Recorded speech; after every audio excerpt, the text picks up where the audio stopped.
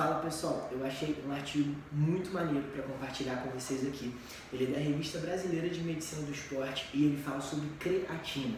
Pois é, muita gente fala muita coisa da creatina, mas a gente tem que começar a olhar artigo e questionar artigo para poder falar qualquer coisa dela. Então tá escrito aqui, não sou nenhum mestre dos magos que tem tudo na cabeça, é apenas um resumo de um artigo que eu li e que eu quero compartilhar com vocês que são meus alunos. Primeira coisa, esse artigo ele se chama Suplementação de creatina anula o efeito adverso do exercício de endurance sobre o subsequente desempenho de força. Ele foi publicado na Revista Brasileira de Medicina do Esporte, edição 11, em 2005. Bom, o que eles fizeram? Eles pegaram 16 pessoas, separaram em dois grupos. Um suplementou a creatina 20 gramas por 7 dias, diariamente por 7 dias. Depois desses 7 dias, suplementou 3 gramas por dia, para então a repetição do teste físico.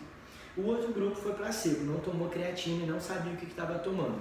O que aconteceu? O teste baseava no seguinte: você correr 20 minutos para depois você fazer uma atividade de leg press 45 graus. E você teria que fazer o máximo de repetições até o seu esgotamento. Se a gente avaliar o N, a população desse artigo é muito pequena, são 16 atletas, mas a gente pode começar a deduzir com 16 pessoas uma nova função, uma ação da creatina. Então, a primeira coisa quando a gente já vai avaliar um artigo é quem publicou isso aqui? Pô, se está na Revista Brasileira de Medicina do Esporte, a gente pode começar a pensar em considerar como algo confiável, correto? Foram só 16 pessoas? Foram. Mas eu não vou abandonar um artigo porque foram só 16 pessoas. É muito difícil você conseguir pessoas para publicar artigos, não é tão fácil assim.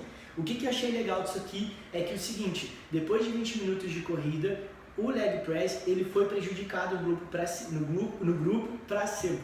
E isso significa o seguinte, 80% do rendimento. Então a gente pode tirar uma conclusão desse artigo que é, correr antes do treino pode não ser a melhor opção para você que está buscando uma atividade de força, porque foi constatado que o número de repetições foi 20% menor. Então, se você anda correndo antes de treinar e o seu objetivo é uma atividade de força, é a hipertrofia, talvez, baseado por esse artigo da Revista Brasileira de Medicina do Esporte, não seja a melhor opção.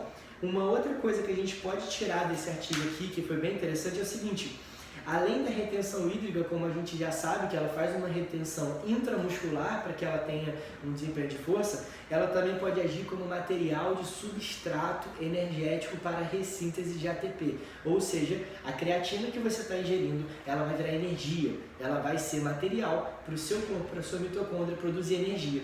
Qual que seria a explicação disso? Aí eu vou recorrer ao meu resumo aqui do artigo para ler para vocês. O seguinte: teoricamente, de acordo com o estudo, isso não é uma comprovação, uma máxima.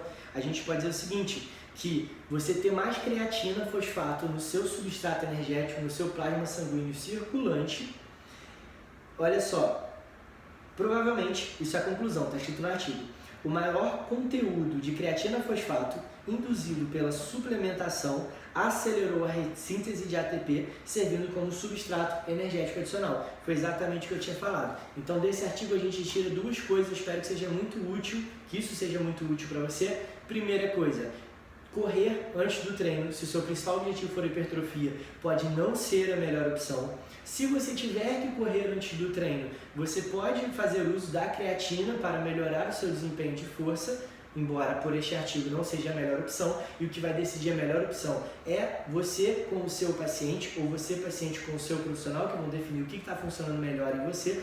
E a gente pode observar também que essa redução de força, que ela pode usar como energia. Eu achei isso bem interessante aqui, bem interessante mesmo, esses dois pontos principais desse artigo que ele apresenta pra gente. Uma outra coisa legal é, observam que o primeiro do artigo sempre vai ser, foram 20 gramas de creatina por 7 dias e depois uma quantidade menor? Pois é, estou aqui para dizer para vocês que a dose de ataque na creatina, ela é cada vez mais vista. Eu tenho outro artigo que eu não vou falar sobre ele agora, mas que avaliou 67 artigos de creatina, também da Revista Brasileira de Medicina do Esporte, que vai dizer que todos os artigos, 67 dos que eu li, estavam falando sobre você tem que fazer uma dose de ataque de creatina.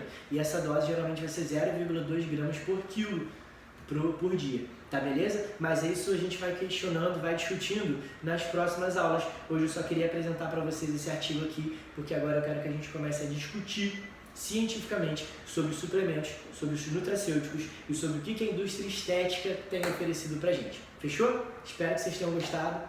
Valeu!